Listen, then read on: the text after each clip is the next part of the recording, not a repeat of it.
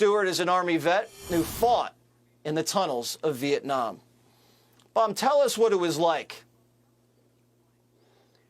Well, you get called in your unit, and they ask for volunteers. Most of the guys, some guys were going to training. A lot of guys were just volunteers. I'll go in. Ain't got time to wait for the other units to come in. So you skinny guy, I was about 120 pounds soaking wet, kind of tall and thin, like a snake, go down there. You got to worry about the punji sticks and the human waste on it and get you infection. And bacteria grow so fast, you amputate your feet and everything else before you can get them fixed. And they have a side slit, you drop in, and then next thing you know, they're bayoneting you. So we'd take a concussion grenade, throw it in there first, scramble the brains of the people that's in there, then get the snakes out, the bamboo vipers and other booby traps they'd have. And you got to go slow and easy, take you in with a rope, and you get hurt, they jerk you back out.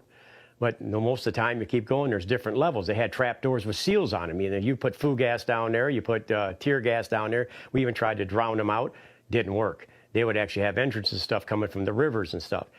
These people over there in the Middle East have learned the lesson from the Vietnamese and the Japanese and the Koreans and the Hitler's guys and Nazis. But so has the Israelis learned from the Americans about how to handle these people. And it takes that special type of person that's willing to give their life up for their country and their loved ones and family, because it takes a lot of courage to go down inside of a dark hole with a 45 and a flashlight and hope for the best. But a lot of times you don't want to use that 45. You try to use your knife because you don't want that loud noise that gives your position away.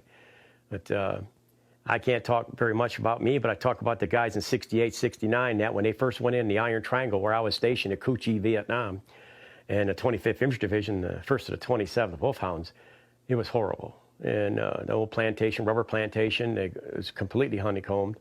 And they had big campaigns going in there to just try to clear it out.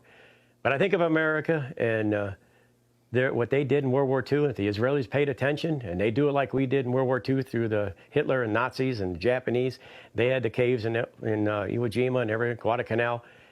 They have a resolve to win that, and they can walk right through there. And you're going to have casualties, and I'm fearful for the hostages, because the hostages are going to pay the price, because they're going to use them as human shields. They figure they play on your Christian heart, that you don't want to kill your own people, and that is the sad part of it. And I pray for them, and I've got their in my prayers every day, because living through that, it's a horrible, horrible thing.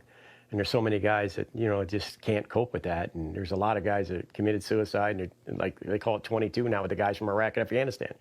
But the Vietnam vets, every day we were in the holes, and every day shooting and firefights. And I commend the Israelis for paying attention, and they go in force and do what they got to do, and pray for the hostages.